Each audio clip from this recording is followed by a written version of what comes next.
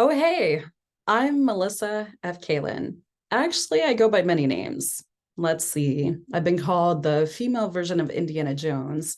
I think that might be a vast overstatement. I've been called part of the Jim Kentori team of Aurora chasing.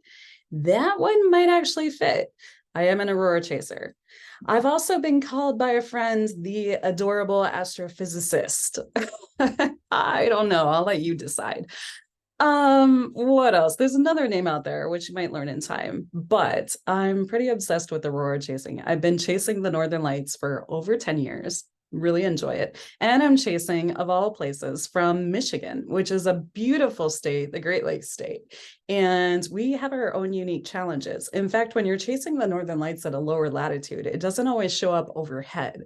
Sometimes it's very low on the horizon, kind of hiding from view. It's not always visible in full color. In fact, some people only see silver veils of light.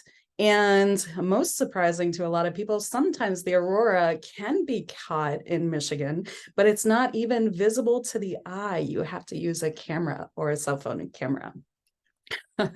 So there's lots of tricks to catching the aurora down here, but it's going to be a great couple years for chasing the northern lights because we are headed towards solar maximum in the year 2025 by original estimates. And that is an 11-year peak of solar activity before we start to see a gradual decrease over time towards solar minimum. Solar activity, yeah, the northern lights are created by the solar wind, which is a thing that sort of flies through space toward Earth's atmosphere. It all begins on the surface of the sun. I'm not here to give you aurora forecast, though. There are a lot of awesome people on the internet and in our digital sphere that are already doing that.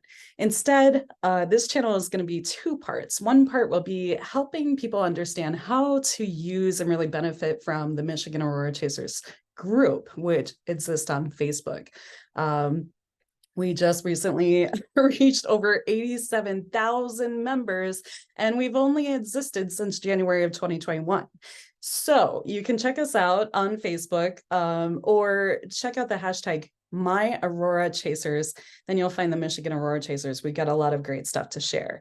Not as much as some other groups, but a lot more than some other groups. And cheers to everyone out there doing a group, managing a group, adminning, modding, whatever you do. This is a popular topic, and it's only going to get more popular as more people realize that they might be able to see the Northern Lights in their own backyard. So if you're in the Michigan Aurora Chasers, I want to encourage you to look for our daily forecasts. They're not really daily. We post them when there's an update because we don't want to bore you with news about there's no activity, there's nothing to report, there's clouds in our skies. You can't really see it through the clouds, although there are many exceptions. There are many exceptions to everything in aurora chasing, which is why it's so tough, especially at low latitudes. If you're in the Michigan Aurora Chasers, look for that new Aurora forecast thread. It's going to be at the top of the group. It's always there. Just have to kind of click around and keep hitting buttons until you hit a drop-down arrow that takes you to our featured most recent post. Tricky, right? Well, hopefully these videos will help. But if you're not part of the Michigan Aurora Chasers, or you just want to catch the Northern Lights yourself, I might be able to help you. I'm also the author of a book called Below the 45th Parallel. It's really good for any parallel. It's the beginner's guide to chasing let me try that again.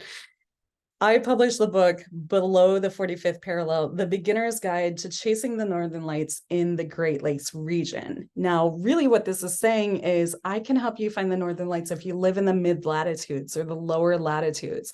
We're not up in the polar regions. This isn't Sweden or Finland or Iceland or Alaska. Instead, we have to try really, really hard to find our darkest skies and our clearest nights and our best shot at seeing those colors with our own eyes, which is possible, trust me. So check out the book if you want. It's available many places online and in a few international dark sky parks in Michigan. Thank you. But I'm going to post some tips. So pardon me, I've never done a YouTube channel before, and this is a little bit nerve-wracking, and I'm probably going to redo this video like 1,000 times. So you'll see it deleted really soon because I'll be like, oh, I know what I should have done different there. Maybe use a mic or not have my dog Elio chewing on a bone in the background.